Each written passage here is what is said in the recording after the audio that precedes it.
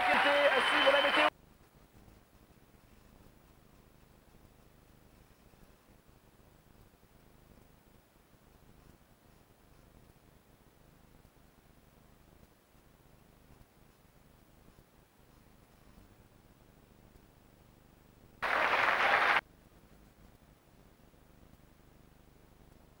Elle est agrégée de lettres classiques, agrégée de grammaire, elle pourrait être concertiste puisqu'elle a joué avec Karajan.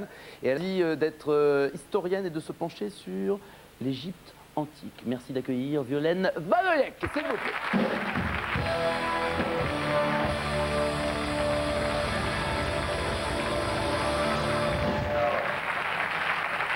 J'aurais pu rajouter aussi top modèle, j'aurais pu comédienne, agrégée de grammaire, agrégée de lettres classiques, hein, c'est ça? Oui. Je me suis pas trompé, d'accord. Et concertiste aussi, je me suis pas trompé. Concertiste aussi, oui. 3 livres, romans, histoire, donc beaucoup d'écriture. Beaucoup sur l'Antiquité. Énormément. Compris, et passion pour l'Égypte et passion pour Hatshepsut. Oui, alors ça c'est un phénomène. Et je ne suis pas enrhumé. Non, non.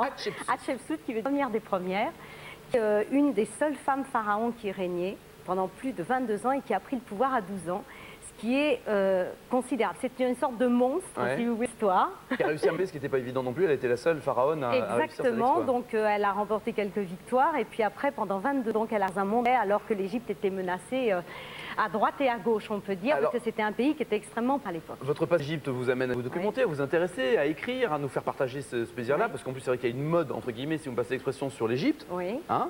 Il y a toujours eu la mode de l'Égypte. Oui, je sais, j'en ai un peu profité. Mais enfin, je veux dire, quand même, on s'intéresse de plus en plus à l'Égypte, on part là-bas, on visite. Et puis alors vous êtes parti avec moi, et vous avez ramené des images.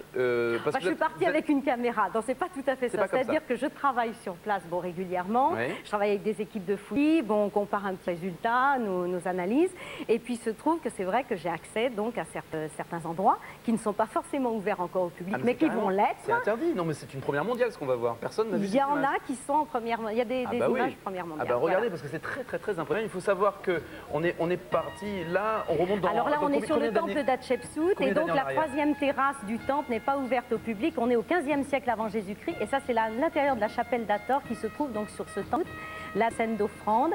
Et donc, c'est extrait de la chapelle rouge qui est en cours de reconstruction à Karnak, qui est évidemment fermée elle aussi au public. Donc tout ça, ce sont des nouveautés. Sa magnifique splendeur, splendeur de bleu et de doré dans la tombe de Taouser, dans la vallée des rois. Et ça, c'est vraiment un document extraordinaire.